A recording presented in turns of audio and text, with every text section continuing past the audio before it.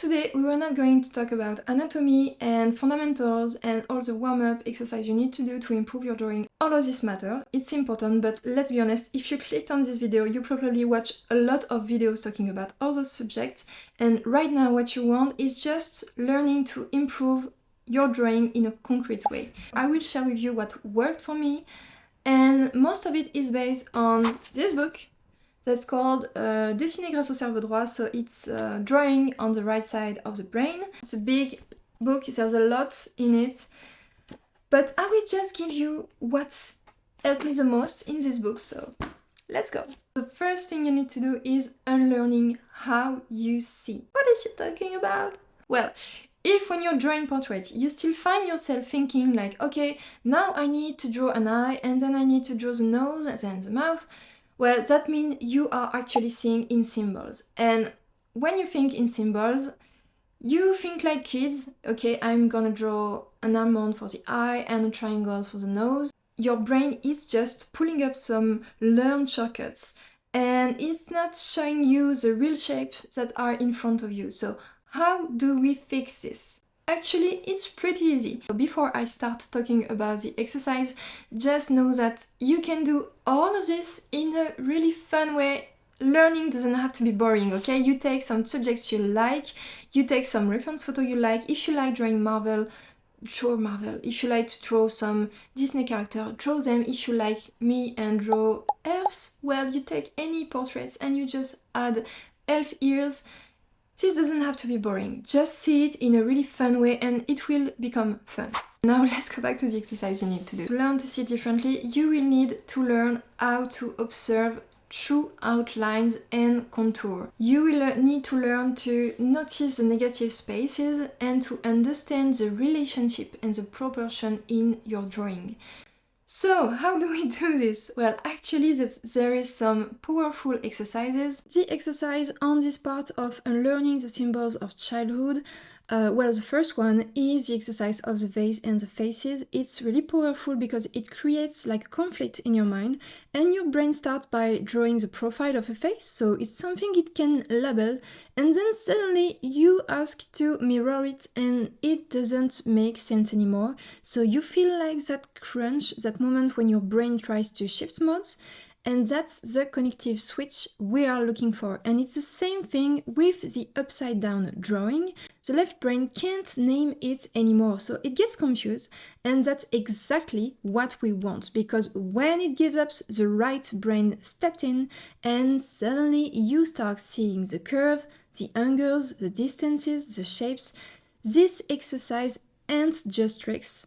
They're really like doorways to your new way to perceive things, and it's a way that doesn't rely on words and on symbols. The next exercises are about perceiving contours. So once you let go of symbols, the next step is to see the contour of things. Not what something is, but where it starts and where it ends. So the first exercise is called pure contour drawing, and that's when you have to draw without looking at your paper. So it's a bit strange, but it works. You take a paper, and then you start to draw. You will have to draw more slowly, more carefully, but you will see that your eyes will be really more linked in your mind to your hand and your pencil that follow your eyes. And so it's not about making a good drawing at all, as you can see, but it's really about building a really strong connection between what you see and what your hand does. The next exercise is modified contour drawing. So for this one, as you can see, it's about drawing your hand.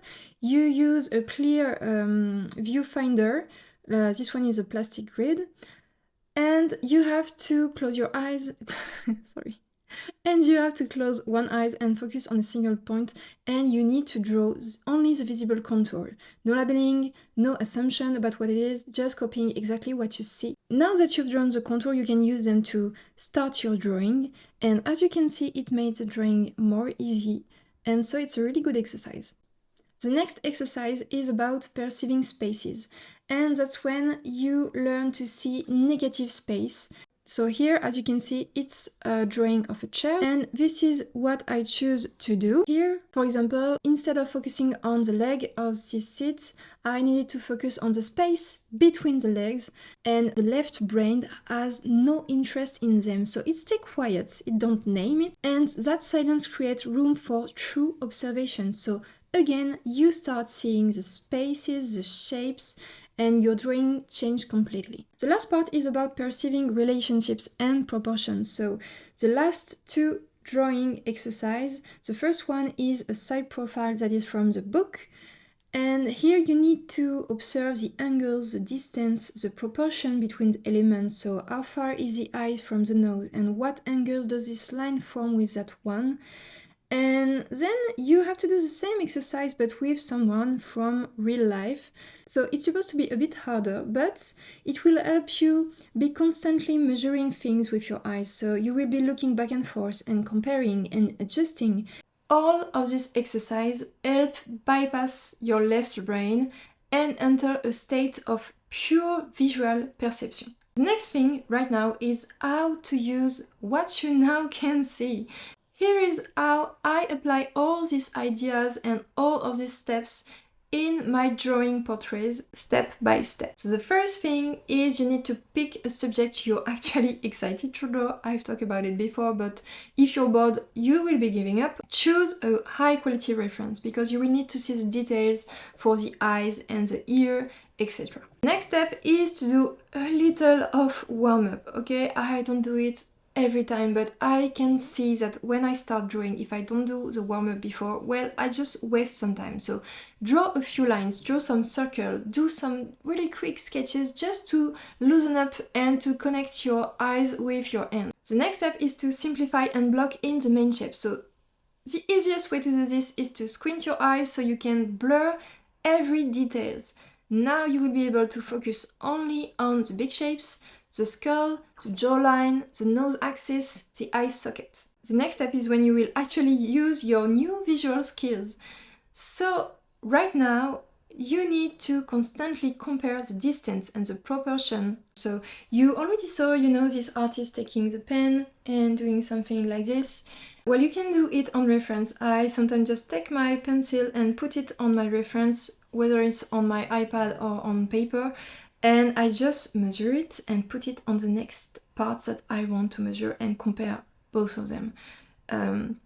It's just as easy as it seems. You just need to focus on the relationship to have some correct proportion on your drawing. Don't move until your structure feels solid. If you need, you take breaks. You can also take some pictures of your drawing, you flip it, you do the same with the reference.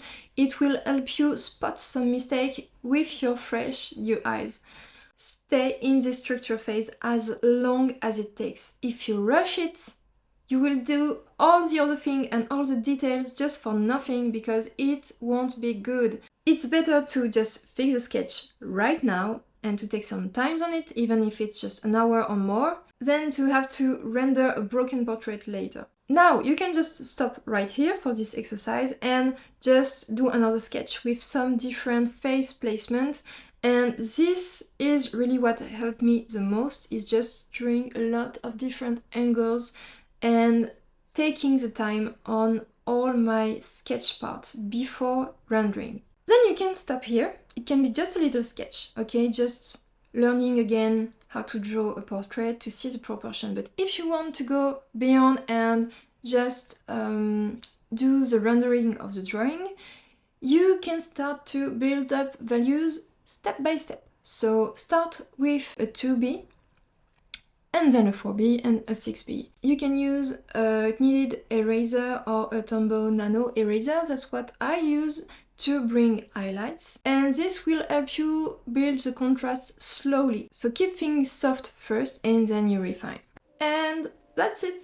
I really hope this video will help you. I tried to pack everything that really truly made a difference in my journey, and if this was helpful, please leave me a comment. Tell me if you already tried some of this technique and if you learn to see differently, and see you in the next video.